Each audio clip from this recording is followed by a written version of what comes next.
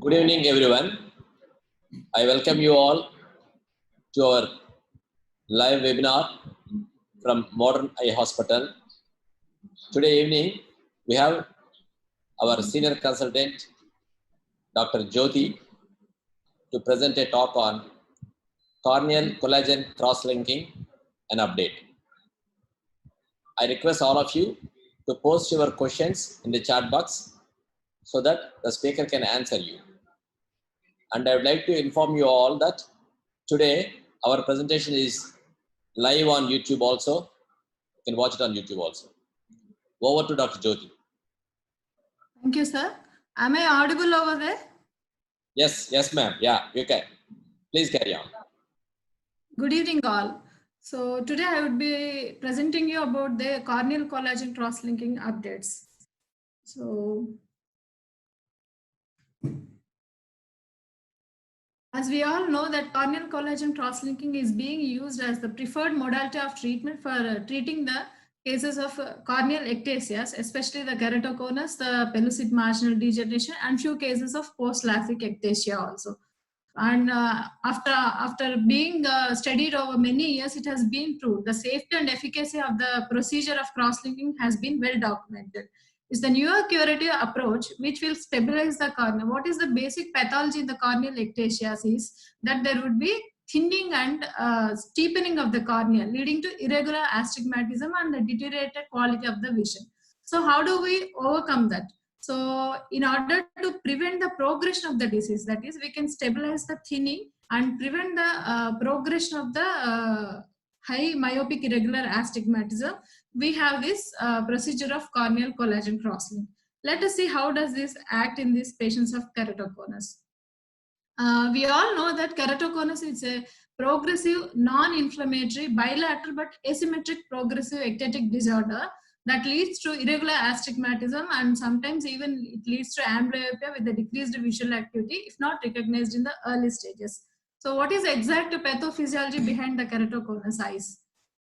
Basically, there would be increased amount of proteolytic enzymes in the corneal stroma, leading to thinning of the cornea because of the decrease in the covalent bonds between the stromal fibrils of the collagen. And also, some theories say it is also because of the enzyme, some other enzymes such as aldehyde dehydrogenase, which lead to more number of free oxygen radicals, and that lead to progressive thinning and irregular astigmatism of the cornea. Usually keratoconus is associated with the allergic eye disorders such as vernal keratoconjunctivitis, atopic keratoconjunctivitis, asthma, hay fever, and other allergic disorders. And it's commonly associated with systemic anomalies as Downs and Marfan's also. So initial stages, we can, in order to identify the keratoconus, we should have the topography setup. We should have the equipment, especially the instruments, which can diagnose them in early stage when we see them only on the posterior elevation or the posterior floor. But when the disease progresses, we can see clinically it as thinning and steepening of the cornea and the slit lamp, and other signs such as Fleischer's ring and also Vogt striae, and also Munson's sign in very advanced cases, where when the patient looks down, we can see the bulge of the lower lid. So when we diagnose the keratoconus, how do we decide whether we do the corneal collagen cross-linking or not? To know that, we should understand how does this corneal collagen cross-linking exactly help. So what is the basic mechanism behind this? When the patient is exposed to the UV radiation, when the cornea of the patient is exposed, especially in the presence of a photosensitizer substance like riboflavin, it will lead to the release of free oxygen radicals. That will help in the autopolymerization, that is, increase in the covalent bonds in between the stromal lamellae or the collagen fibers, and it will increase the biomechanical rigidity or the stiffness of the cornea, and thus it will stop the progression of the thinning of the cornea and the progression of the irregular astigmatism. So this is the same, the pictorial representation of what I have explained. This is what, when the stromal fibrils, we can see the increase in the number of cross bonds, covalent bonds in between the collagen fibers when you expose the stroma to the UV radiation in the presence of the riboflavin. So as I have already said, we can do this cross-linking procedure, especially in the keratoconus patients and other ectatic disorders such as pellucid marginal degeneration and post-LASIK ectasia. So here are the few topography pictures of the keratoconus patients. This is the typical asymmetric vertical bow tie with inferior steepening, we can see. So if it is straight vertical bow tie but without skewing, we can just call it as a steep cornea but not the ectatic cornea. Especially this vertical axis is skewing. If it is more than 20 degrees skewing, we call it as skewed bow tie pattern, and that's the keratoconus, typical keratoconus pattern. This is the similar photograph with the large inferior cone and large round cone in the inferior part. And this is that of the early stage of the pellucid marginal degeneration, where we can see the horizontal bow tie pattern in the early stage, but later stage that would be also skewing. That we call it as crab claw pattern, which is typical of the PMD disease. Now coming to the procedure per se. How do we do it exactly? That I would be explaining in the later video slide.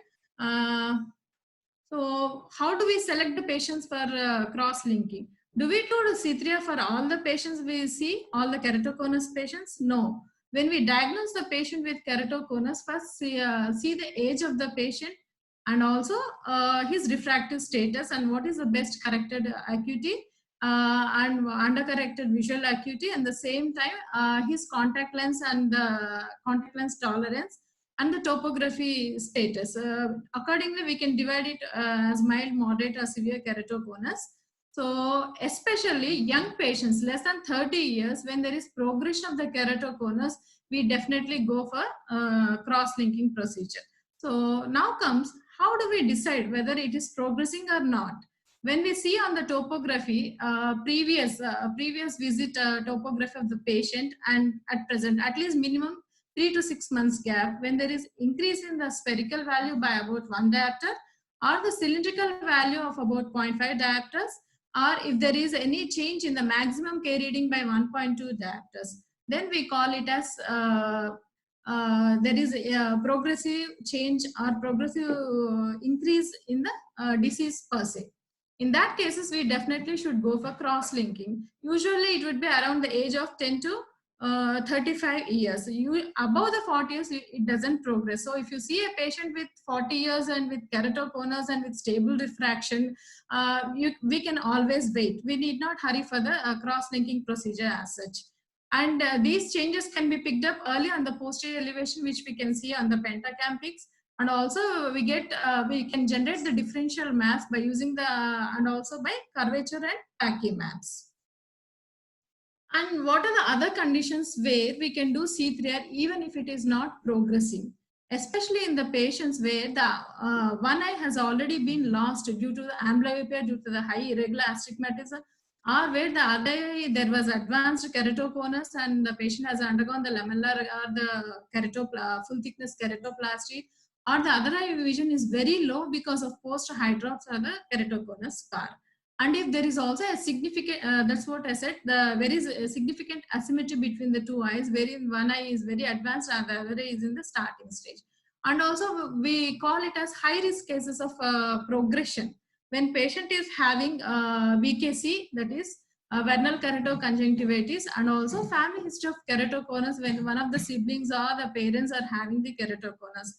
Because when we speak about pathogenesis of keratoconus, rubbing is the main cause for the keratoconus. So as we rub the cornea, there will be progressive thinning and stiffening of the cornea. So VKC is the most common allergic eye disease associated with the keratoconus. In such cases, when we have a patient with VKC and keratoconus, even if it is early stage of the disease, we don't wait for the progression to happen. We just do C3R, and we need to take care of one point here. When we are doing C3R for VKC patients, the eye should be quiet. There shouldn't be any inflammation, because post-operatively it may delay the healing of the epithelium in C3R patients. I'll come to the contraindications after speaking about the procedure as such. We do it under the, we have two protocols of cross-linking, mainly the standard residence protocol, and the other one is the Athens protocol. Standard residence protocol is where we soak the cornea for about a period of 30 minutes with riboflavin, and then we expose the patient to the UVA radiation with simultaneous installation of the riboflavin eye drops. Suppose after 30 minutes of soak time with riboflavin, we expose the patient to UVA radiation for 30 minutes with simultaneous installation of riboflavin drops 3 minutes once. So that is the standard residence protocol. Coming to the Athens protocol or the accelerated cross-linking procedure. Why was it thought of? Because when we do the standard protocol, and usually we do C3R for both eyes at the same time if there is a progression. So 2 hours if you have to do it for both the eyes. In order to reduce the time, they have thought about the protocol of accelerated cross-linking. What is it exactly? What is the principle of accelerated CXL?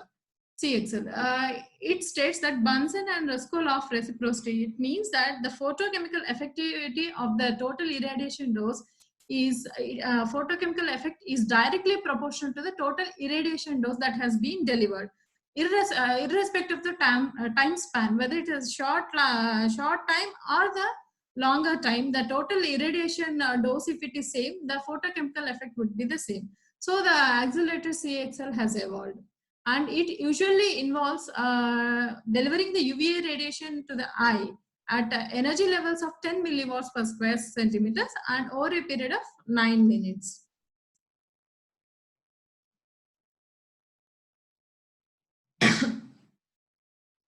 In C3R, usually we do it under sterile aseptic precautions in the operating theater with prior installation of antibiotic eye drops for 3 days. Usually I give it for 3 days, 6 times a day.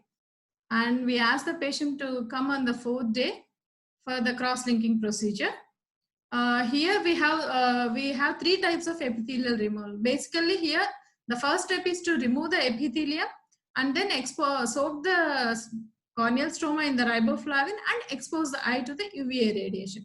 So we have 3 types of epithelial removal over here. One is the mechanical debridement, which we can do with the hockey stick blade, which we usually do with the which we usually use in PRK cases, and the other one would be the alcohol epitheliectomy. Here you can see a small disc of the filter paper or the disposable apron material. It is cut into 8 mm size disc with a sterile new trephine.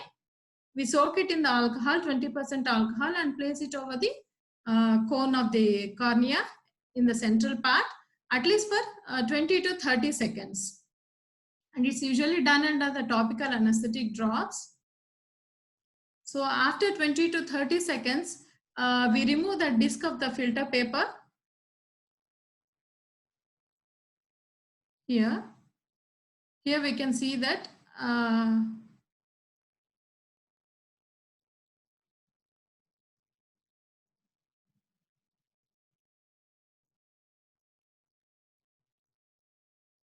after 30 seconds, we remove the filter paper. We can see a mild haze appearing over the epithelium part. So now we can wipe off the epithelium using a wet Merosil sponge, which we use in PRK or LASIK cases. It will just come off as a thin sheet of the epithelium, which is easily removed. And the edges are smoothened with the Merosil sponge itself. And now we start soaking the corneal stroma with the riboflavin after placing the limbal protection ring over there. We can see that limbal protection ring being placed over the cornea, and then start installing 0.1% riboflavin solution over the cornea. And this is all done under the topical anesthesia drops, Paracaine only. And after soaking the patient for half an hour, then we expose to the radiation. This is the screen monitor showing for rapid CXL treatment. Here we have set the energy at the level of 10 milliwatts per square centimeter, and the total energy to be 4.2 joules. And the treatment time is 7 minutes, which can be altered anyways. We can make it 9 and for 10 minutes also. and then expose the patient to the radiation. Here we are using the APA machine for accelerated CXL. And this is one more procedure where we show the epithelial removal with the hockey stick knife or blade.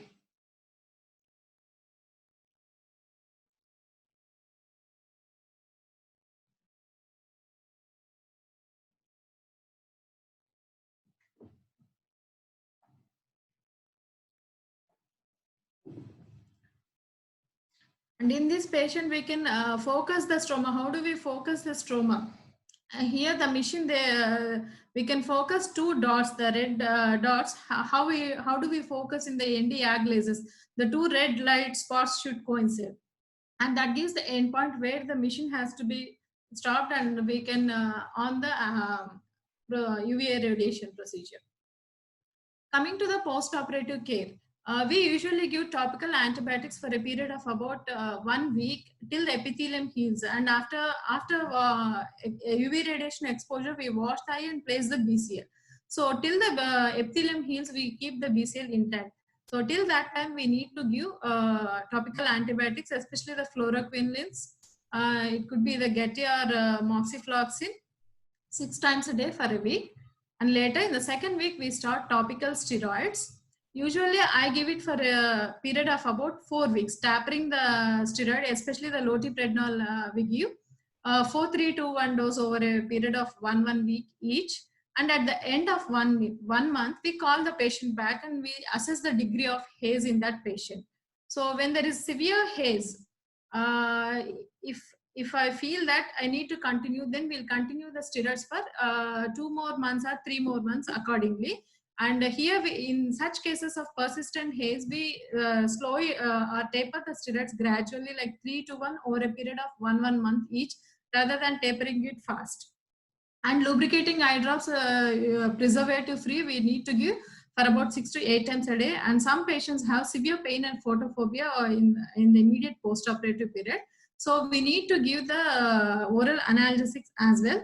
Some surgeons prefer to give even the Paracaine eye drops, which are diluted, and we ask the patient to give it to them, use it a QID for initial 2 days and then dispose the eye drops. Because there are high chance of abuse of the Paracaine, and moreover, it can delay the epithelial healing if you give it for a long time. I shall again tell you about the contraindications for the C3R. So now, as we have seen the procedure, it would be easy to understand about the contraindications when all we are not supposed to do the cross-linking procedure. Suppose the patient is having severe dry. We have seen the epithelium is scraped completely, almost subtotal 8 to 9 mm. In such cases, if the patient is having the associated dry eye, it will lead to very delayed epithelial healing, and there are high chances of secondary infection, especially because we are placing the PCL also. And also in patients of neurotrophic keratopathy, what is neurotrophic keratopathy? Especially there would be decreased corneal sensations, and because of that there would be loss of blink reflex, and there would be delayed epithelial healing, and there are associated dry eye, and there would be persistent melt. So we need to avoid cross-linking procedure in these neurotrophic keratopathy patients. And also in pregnancy and lactation. Why do we avoid cross-linking procedure in pregnancy and lactation? Because of the hormonal imbalances during that time. They say that these altered levels of estrogen that will affect the efficacy of the cross-linking treatment, and it has variable effect on the hydration of the cornea during that time. And also autoimmune diseases, as we all know, how we avoid in the refractive procedures, same way, such as SLE, PAN, and rheumatoid arthritis, because there would be associated dry eye, and it can lead to sterile melt because of there is a total loss of epithelium. These are the absolute contraindication, the first 4 conditions. Coming to the high K readings are steeper K more than 60 diopters, and the PACI less than 375 microns. These were the contraindications in the initial stages of C3R when it was instituted. But now we have latest riboflavin formulations being evolved, and high fluency protocols and various procedures, modifiable procedures to increase the corneal thickness and go ahead with the C3R even in such cases of suboptimal corneal thickness, that is less than even 375 microns, we can proceed with the C3R. So coming to the other modified protocols of the cross-linking procedures. The transepithelial protocol of C3R. Why was this thought of transepithelial C3R evolved? As we have seen that post-operatively, because of the loss of epithelium, till the epithelium heals in the first 2 to 3 days, the patient will have a lot of pain, photophobia, watering, and even nausea because of that pain sensation. So in order to avoid all these, they have formulated the transepithelial C3R protocol.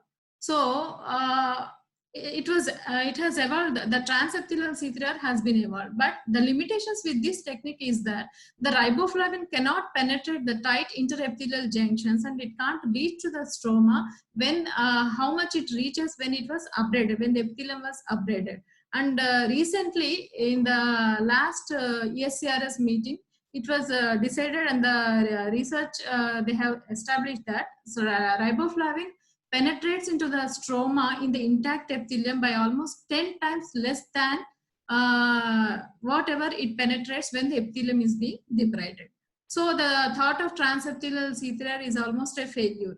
But they have initially even designed iontophotic technique to promote the penetration of the riboflavin.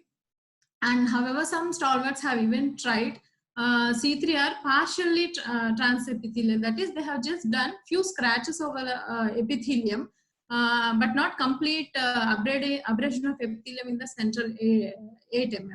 And a few have done even tried the stromal pockets and installing riboflavin in that. And the last are the hypoosmolar riboflavin and the contact lens associated CXL or cross-linking procedure. These two are being used mainly in the thin corneas, which I will be telling to you in detail in the later slides. So we have done C3R, and we need to see how efficient it is. What was the main purpose to do C3R? It is to stop the progression of the keratoconus. So how do we document it? And initial days of C3R procedure, especially after 4 weeks, we can see the demarcation line in the anterior stroma of, at the depth of about 300 microns, which we can see even on the OCT. And the other parameters is the topographic parameters which we need to evaluate is the central K and the sim K and the apical K. And how do we say that the C3R, after C3R, the keratoconus hasn't progressed yet? So we need to document the uncorrected visual acuity, the best corrected visual acuity, the refractive error. So these have to be stable. And also we need to see we need to check the spherical equivalent. There would be mild decrease in the spherical equivalent, and in some patients there would be even increase in the best corrected visual acuity after about 1 to 1.5 lines, especially post-op after 3 months. And we can also see that there would be improvement in the contact lens fitting and the tolerance. So that basically in our routine OP, what we follow is here regularly, once we see the keratoconus patient, after diagnosing it with the pentacam, and we do the refraction, and I give a trial of the contact lens, either the soft toric contact lens or the RGP lens or the Rosque lens, which we have available with us. All these three we see patient is improving to the 6.6 or 6.9 at least. Then we grade the keratoconus whether it is mild, moderate or severe, and if it is mild, we can plan the C3R with PRK technique based upon the refraction, which I would be telling in detail in the later slides, or just do C3R alone.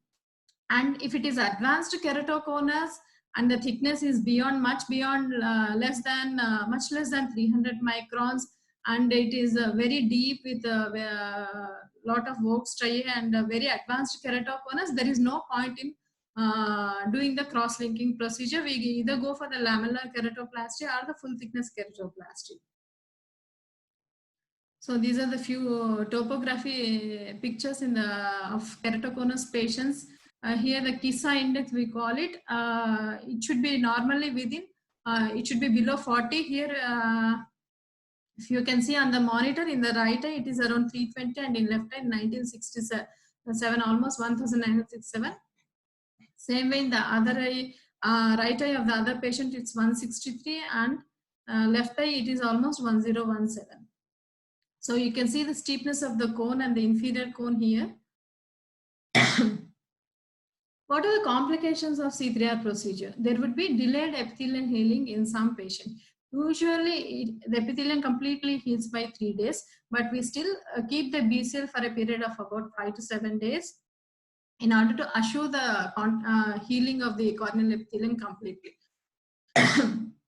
Suppose if it is a local patient, we call them on 5th day itself for the removal of the BCL. I'm sorry. And suppose if it is a outside patient, we call them on the 7th day to remove the BCL, check whether the epithelium is healed completely, and then only remove the epithelium. Suppose if there is a delayed epithelial healing, think about the reasons why there is delayed epithelial healing, whether the lubrication is not sufficient, or whether the BCL has been lost due to rubbing of the eye, or if there is any inadequate tear filling, we need to assess the particular problem. And stromal haze, persistent haze, which we see commonly, especially if we see it, we see the haze, more haze or persistent haze in the patients where we do combined procedures such as C3R with PRK. We have seen 2 cases of C3R. We have done almost over 200 procedures here in Modern Eye Hospital, Nellore.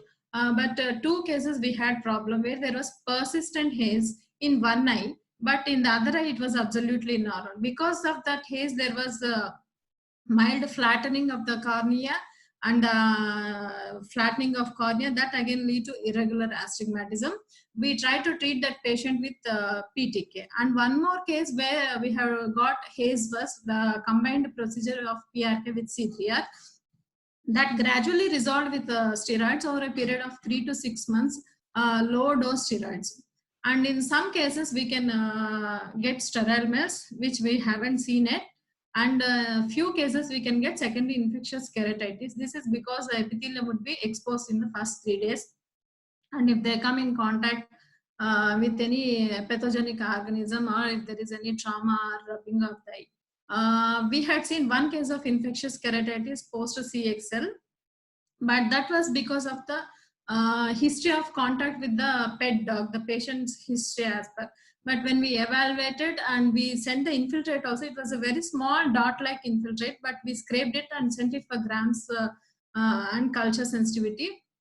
That was a Staphylococcus organism, and that was sensitive to fortified vancomycin, and it healed in over a period of 2 weeks. But we continued steroids till we restarted the steroids after the period of healing. Coming to other special conditions where we do C3R as an adjuvant procedure, that is LASIK or PRK. LASIK is the most commonly performed refractive surgical procedure throughout the world, and it gives immediate good visual recovery and good visual quality, and thus improves the quality of the life of the patient. But why do we do C3R in LASIK cases? Where all we do? Why do we need to do C3R in these LASIK cases? There are certain cases we call it a high risk LASIK cases. We call it as LASIK plus when we do C3R with the LASIK, or LASIK extra. So these high risk cases of refractive ablation, especially powers over more than 6 diopters of spherical power, or more than 1.5 diopters of cylinder, or more than 1 diopter difference in the cylinder value, or the 1.1 diopters difference in between the both eyes refraction. In that cases, we do LASIK or PRK with CXL procedure. So decompensated corneas also we do. That is bullous keratopathies, whether it could be aphakic or pseudophakic, awaiting for keratoplasty. In some cases where they are having painful bullous keratopathy, initial stages we give the hypertonic agents such as hypertonic saline and also lubricating eye drops. And some cases which are resistant to that, we go for Bowman's cautery with anterior-stromal puncture and amniotic membrane graft. In some patients, we can even try this corneal collagen cross-linking procedure to stabilize the cornea. The basic concept of doing C3R here is to cause scarring here, and thus it will lead to reduced bullous eruptions of the epithelium because of the stromal fibrosis and all. And also few cases of infectious keratitis where we can do C3R. There have been numerous papers over this, and Dr. Farhat has given a lot of papers over this infectious keratitis where we do C3R. And what they say is we can use it as adjuvant therapy, but not C3R alone and leave the patient of corneal ulcer. Especially, they have also published that it is useful only in smaller ulcers, that is less than 4 mm, and also superficial ulcers. They haven't tried it in the deeper ulcers yet. And more of data needs to be complied in order to support that evidence of treating these corneal ulcers with the C3R. And more results, that is positive results, have been encountered, especially with the bacterial ulcers, but not with the fungal ulcers. And also with the acanthamoeba, they have encountered good results. This was published in ESCRS and Cornea journals in 2018 and 17 also. And also we can use as an adjuvant procedure along with the intacts and along with PRK. We can use it along with the PRK. So that is CXL with the PRK, that is photorefractive keratectomy, cross-linking with intacts and cross-linking with hairs. So coming to treatment options for cross-linking in suboptimal thickness, we can play on 3 factors. Suppose if the cornea is thin, we inhibit us from doing the corneal collagen cross-linking. Why do we don't dare to do it in the suboptimal corneal thickness cases? Because the radiation what we deliver, that by the time it goes to the endothelium, that is 5.5 5.4 which we deliver, by the time it reaches the endothelium, it should be usually 0.18 joules per square centimeter. But if the cornea is thin, it would be still higher, that is around 0.36. That is very toxic to the endothelium. That is the main reason why which we fear to give or do cross-linking in thin corneas. So how do we treat them? We can't, so if we stop C3R, it keeps progressing. Then how do we do it? We can play on the thickness. We can improve the thickness by using contact lens or the SMILE, that is refractive surgery extractor lenticles being placed over the cornea and delivering the radiation. Or you can, or even we can use the riboflavin altered concentration, that is hypotonic or hypoosmolar riboflavin. And also change in the riboflavin formulation. Instead of using the dextran, we can use the HPMC formulations, and we can change the protocols of the UV effluents which we deliver. Coming to the contact lens assisted CXL. So where do we do? As I have already said, in order to increase the corneal thickness, especially around 350 to 400 microns, then we need to increase the thickness of the cornea while doing the procedure. So we keep a bandage contact lens that's being soaked in the riboflavin solution for about half an hour, and then we place it on the, after abrading the epithelium, we place it over the stroma. Usually whoever have done, Dr. Susan from Agarwal has done a lot of study over the contact lens assisted CXL cases. They have used thin, soft and hydrophilic lens. Main important factor what we need to consider is it should have a minimum or negligible barrier for the UV light transmission. So that is, it should be able to transmit the UV radiation, then only the effect of cross-linking can occur. They have used the Bausch & Lomb dairy disposable lens. This is the experiment to show that the contact lens can absorb the UV radiation, and it will allow the UV light to pass through it to the corneal stroma. But there are some limitations when we use the contact lens assisted CXL in these patients. The problem is that we cannot customize the contact lens thickness.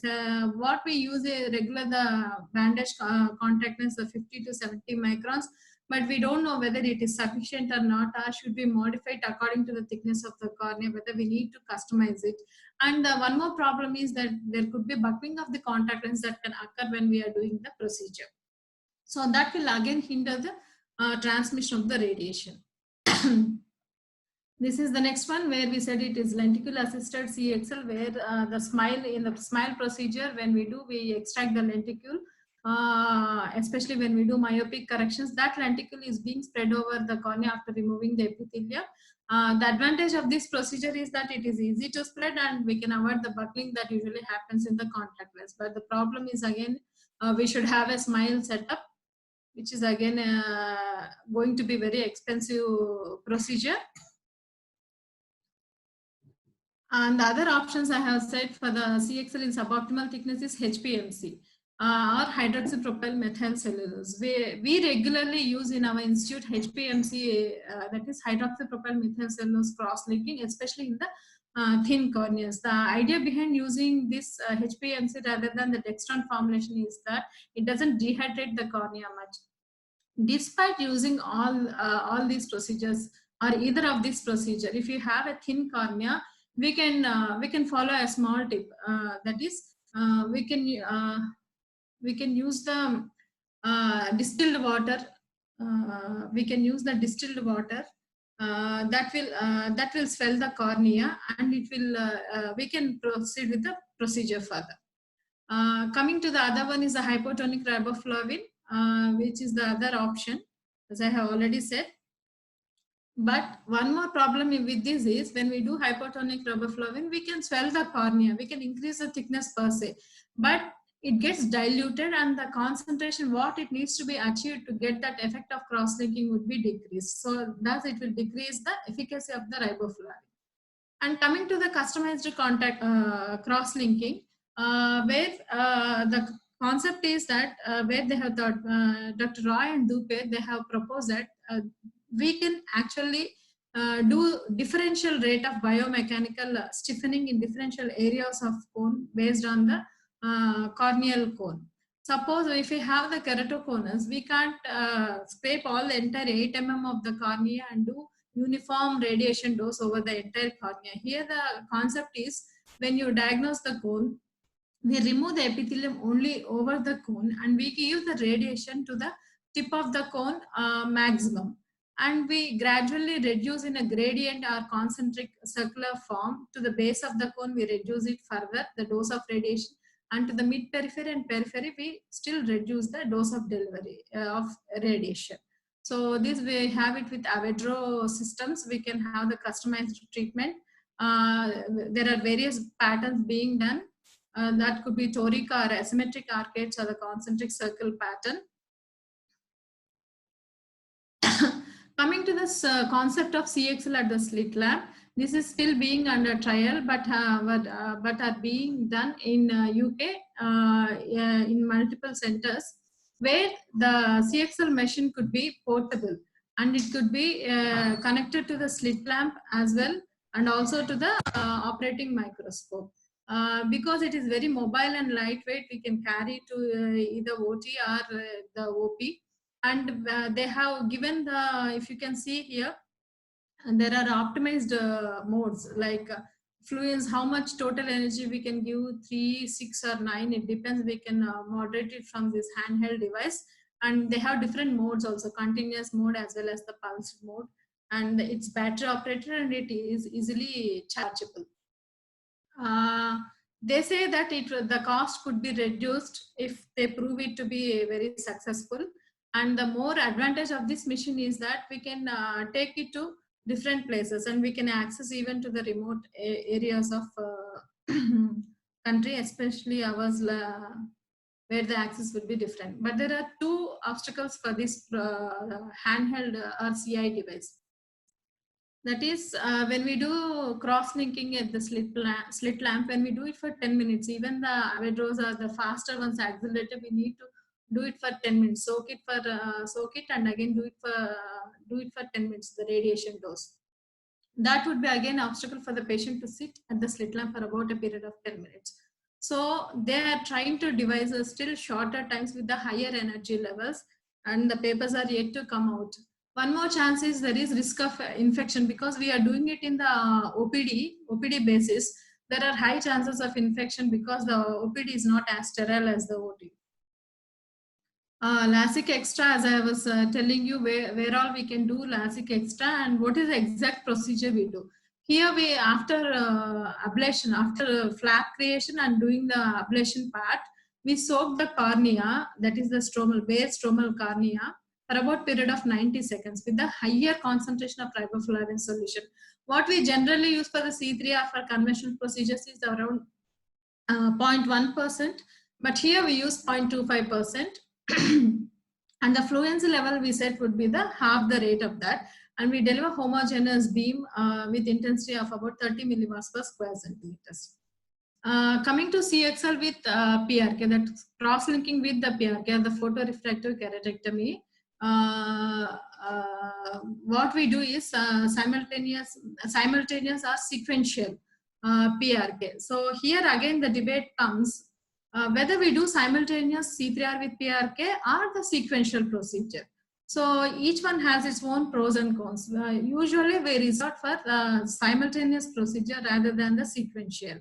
Simultaneous C3R with PRK, how do we do it? First we do the ablation part, and then we do the C3R part.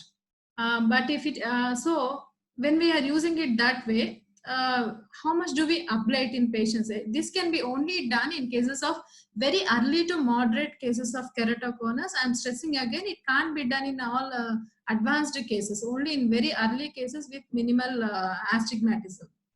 Suppose, and when we are doing C3R with PRK, how much do we ablate? How do we decide how much we can ablate?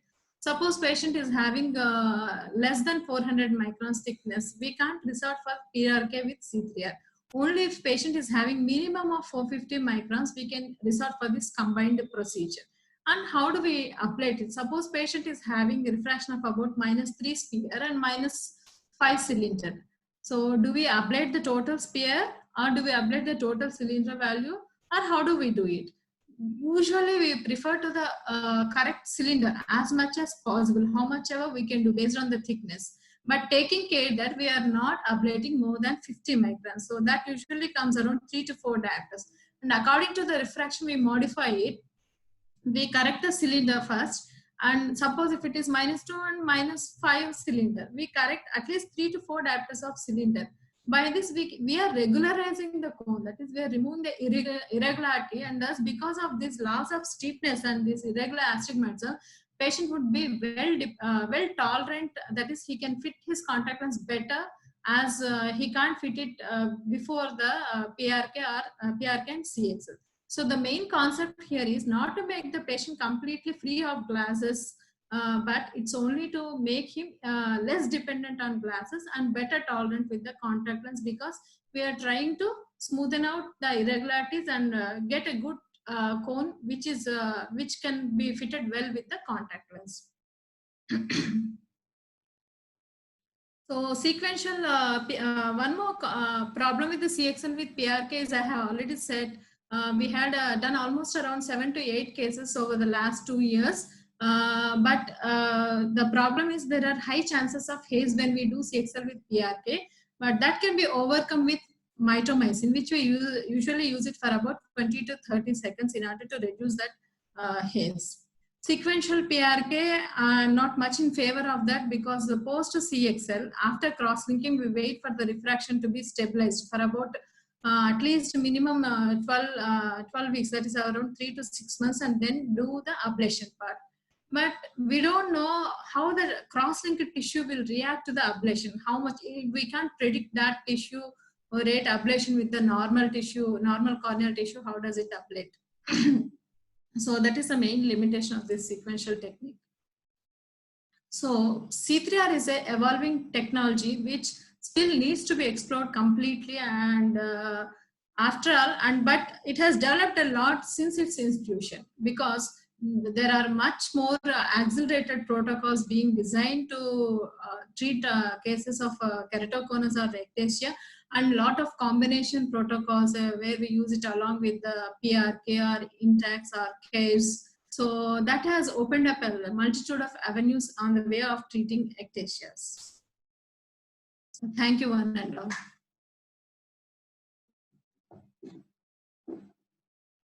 Thank you, Dr. Jyoti. Today we have Dr. Gopal Raj Garu, the Chairman, Scientific Committee, Andhra Pradesh Ophthalmic Society. So welcome, sir. We are glad you are being around. So I invite you to just add some of your comments on the topic, sir. Please, Dr. Gopal Raj Garu, please. Yeah, thank you, Gopi. It was a very nice presentation. Thank you, sir. Thank you for having you. It's our privilege to have you over here, sir. Yeah, no, of course. I think I should congratulate the modern team for organizing such a nice program during this lockout time. I can see the strength, almost 90 people have attended. That itself shows the utility of the program. So I think, Gopi, first I have a different point to make. I think there are a lot of good questions. Let us finish all those questions, then we can come to our topic. Okay, sir. Thank you, sir. Jyoti, can you read those questions on the chat box, or shall I read it for you? Yes, sir. Can read it out, sir. Yeah. So there was a question, how does C3R help in case of microbial keratitis? So it's a very good question. C3R actually, how does it act is they say that radiation in the presence of riboflavin, it has also got the microbicidal effect and also some cytocidal effect. Because of that, there would be the reducing the load of the microorganisms in the C3R. So C3R doesn't actually completely, we can't resort it as a main therapy or primary therapy in the infectious keratitis. We can only do it as an adjuvant procedure, especially after the installation of the antimicrobial agents for about a period of about 1 to 2 weeks. And then only we can go for the cross-linking procedure. Another question is, Smile Extra in borderline RSB, will CXL be really helpful, or do few surgeons do it for backup? So Smile Extra, LASIK Extra, when we have the borderline thickness, that again we need to correlate it with the degree of the refractive power where we are, how much we are correcting it. As I already said, when we are doing higher powers of refraction on the safe side, especially when operating the cases of more than 6 diopters or 1.5 diopters cylinder, and especially when there is a family history of keratoconus, or when we have a doubt of FFKC, something like that, then only we can do for the CXL as an adjuvant in these procedures. Yeah, from Dr. Guru Prakash, how can we measure the efficacy of collagen cross-linking? Yeah, I have already mentioned in my slides. Main thing is the refraction. Clinically, we document the refraction and we need to monitor the topographic parameters. I have said the Kmax and the K-mean, and also when we see the stromal demarcation line in the OCT, we can see it usually at the depth of around 300 microns. So suppose if we are doing it in the thin corneas, where we do it in cases such as contact lens assisted or hypoosmolar riboflavin, the demarcation line would be more superficial. If it is very patchy and very superficial, it indicates that the cross-linking hasn't occurred properly, and it needs to be deeper level of the deeper level of the stroma and full thickness. We can see it as a hyper echogenic line in the OCT. So graded, yeah. And when we compare, yes, sir. Yeah, please go ahead.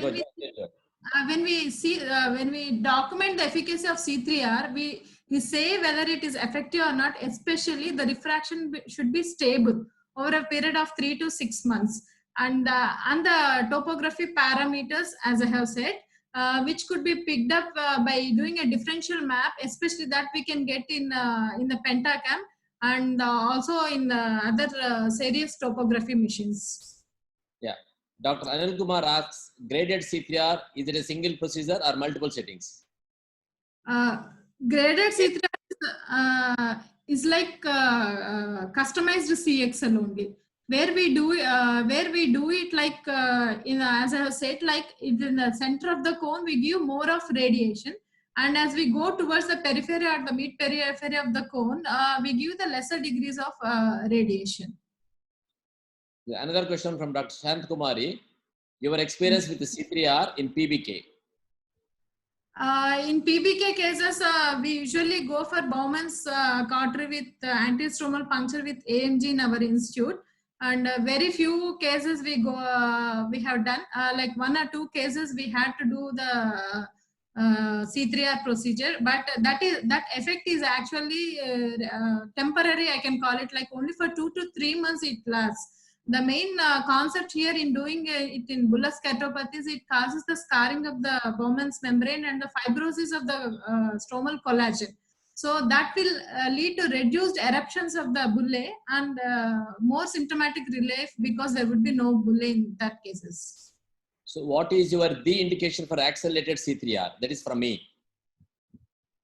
Okay, so the accelerated C3R, nowadays we are doing more in more cases, but actually the studies say that compared to the conventional CXL, the accelerated C3R is less efficient, because when we compare the demarcation line, as I have said, that is the surrogate marker for the efficiency of the C3R, it is seen in the more faint line is seen in cases of accelerated CXL. But in standard protocols, that would be seen in more deeper plane, and more thick hyperreflective echoes would be seen in the OCT. But in patients, like especially pediatric patients, where they can't lie down for a period of about an hour, and also a few cases who are not cooperate, as I have said, it's sometimes associated with Down syndrome and cerebral palsy patients. In such cases who are uncooperative, that in that cases we go for accelerated C3R. Otherwise, we can go for the conventional C3R because it is the time-tested protocol for the cross-linking procedure. So Dr. Anukumar wants to know the role of oral riboflavin in keratoconus. If you are aware of any studies, oral riboflavin in KC. Sorry, sir, I am not aware of it. I would be interested to know if anyone can enlighten in the panel about the oral riboflavin. Sir Gopal Raju, sir. Yeah, another question.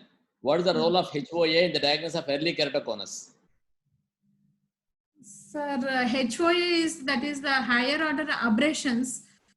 Just based on the seeing the map of higher order aberrations, we can't diagnose a case of keratoconus. So we need to have the pentacam or the serious topography machines, and higher order aberrations that we can get here we have in our institute iDesign for the iLASIK machine we have. That will give the degree of higher order aberrations. That is mainly indicated when we want to go for the wavefront guided PRK with C3R. In that cases, it is more useful. So I want to know, Jyoti, post C3R progressive keratoconus, what do you suggest? You can repeat. Can you repeat it, or you want to do other modes of treatment? Pardon, sir. Post C3R progressive keratoconus. Options available for us. Yeah. So we have done more than over 200 cases of C3R in our institute.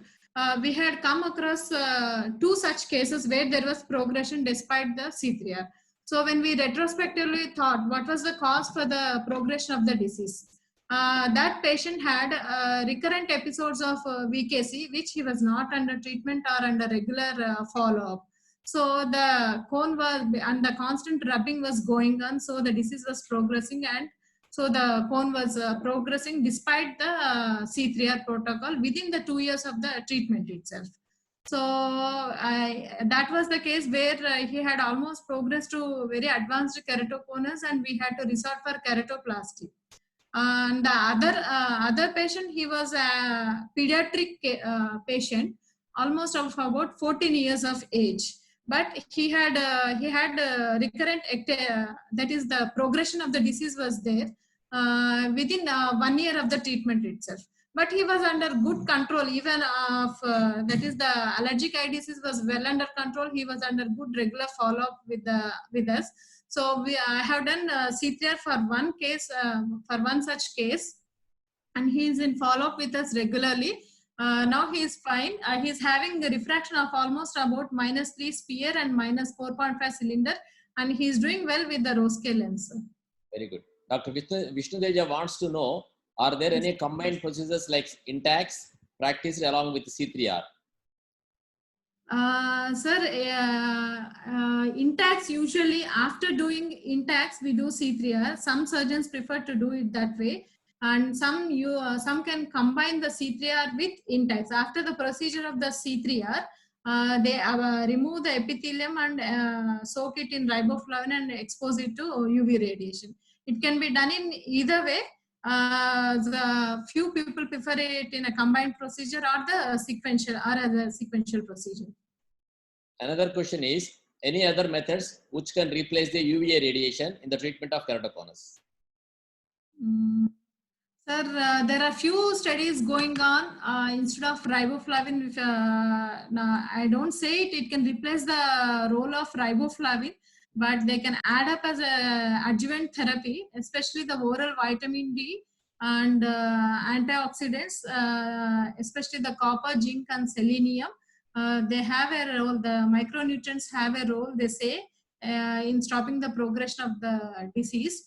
And some cases, OPD, we have started giving oral vitamin D, especially the adult patients above 14 years. Vitamin D3 must K, we call it the commercial name, but it's 60 K units orally. We give it for about a period of 12 weeks, weekly once. It's a chewable tablet, sir.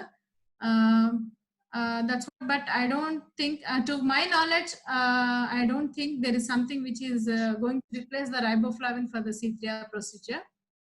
Another question from me is, do you do or do you recommend the biomechanical evaluation of the cornea for the diagnosis of keratoconus or before starting your treatment for C3R? Biomechanical evaluation of the cornea. Yes, sir. Definitely, if we are affordable for that, we can go for that machine. Is it useful? Yes, sir. Definitely, it will record the rigidity of it will record the biomechanical tissue strength. But maybe if you have lots of cases and if you are planning for some research like comparative studies, then it would be definitely useful. But I don't think it is compulsory. Yeah. Another question is, when do you advise pediatric CXL? Yeah. Pediatric CXL, the smallest age being what we have done is around 9 years. Actually, we have done few cases under short GA also. So we can do CXL, the earliest which we can do is around 8 to 9 years. And the maximum age, there is no age limit, but usually after 30-35 years, it doesn't progress much. So we can always wait for C3R in these cases. And pediatric cases, I always counsel them. One important point in counseling pediatric CXL cases is because the corneal stromal turnover rate, they say it's around 10 years. Few studies say that, and few say it is around 15 years. So when I'm doing C3R for pediatric cases, I always tell them, you may be required to do the second session. It may be required. I counsel them for that. And one more point, when I counsel them for C3R patients is, I'll tell them there would be post-operative haze and decrease in the vision quality. And one other important point when we counsel the C3R patients is, tell them it's not going to improve the visual acuity. It's only going to stop the deterioration of the visual acuity. Yeah, Dr. Rajshekar from Kurnool wants to know which is a better option for PBK. Is it C3R or PTK? Pseudofocal bullous keratopathy. Yeah, yes. C3R or PTK? PTK. PTK would be definitely a simple option and much better because we don't need the riboflavin and all the UVA radiation option. But I can't say because we haven't done PTK for the PBK cases. So I don't have much number of cases to say the comparison. If anyone can highlight about that, I would be pleased to know. about that. I think we are done with the questions. Dr. Gopalaji, sir, please add, sir. Yes, sir. I think Bowman's cut BBK, Bowman's cautery with the multiple punctures with bandage contact lens is a simple and very economical procedure. More economical, yeah. Yes, sir. We do that regularly for most of our Arogyasri patients. That is like the treatment for patients who are not willing for PKP or who are not like fit for keratoplastic procedures. That we do it regularly. But this would be the other options like PTK, C3R when the patient is affordable for that, I feel. Gopala, sir, please, in addition, sir, any comments? Yeah, you too. She nicely covered everything. I think with the discussion also was very nice. And I think that intrastromal rings definitely if you club with the C3R, then it will add the rehabilitation of the vision. So this the rehabilitation is little slower after the C3R, whereas if you add the rings in advanced cases and in some critical cases, that will definitely add value to it. Dr. Nidhi, you like to add some? Yes, sir. Everything actually is covered in the presentation very well. Just one more thing, this collagen cross-linking, which is when it is used in treatment for microbial keratitis, another name is PAX-CXL, which is photoactivated chromophore chromophore treatment for interstitial keratitis, for infectious keratitis. Another term is TREK, that is topography based removal of corneal epithelium. There are some studies done by Narayan Netralaya in which they have ablated the zone according to the tangential map. So they have ablated the cone area wherever the steepness is the more. So after ablation, they go ahead with the collagen crossing. Dr. Sravanti, any additions? Dr. Sravanti? Sir, regarding the newer treatments, apart from riboflavin, there's a study going on in Bascom Palmer Institute. They've used rose bengal dye instead of riboflavin, and the advantage of using this dye is we can use visible light apart from instead of UVA light. So it has showed very good results in rabbit models, and they started in humans also. Clinical trial has been started. So we have to wait for results. Rose bengal stain has been used. So we are here today, I think Dr. Sandhya ma'am, Professor and HOD of SV Medical College. Thank you ma'am for being here in our webinar. Thank you for your presentation. Thank you for the participation ma'am. So tomorrow, we think we are coming to the end of this today's webinar session. Tomorrow at the same time, we are going to have another webinar at 5:30. The clinical evaluation of the optic nerve head in glaucoma, Dr. Vishnu Teja. Please do join us at 5:30 p.m. tomorrow on Zoom. Thank you very much for all your participation, and we are signing off. Thank you very much.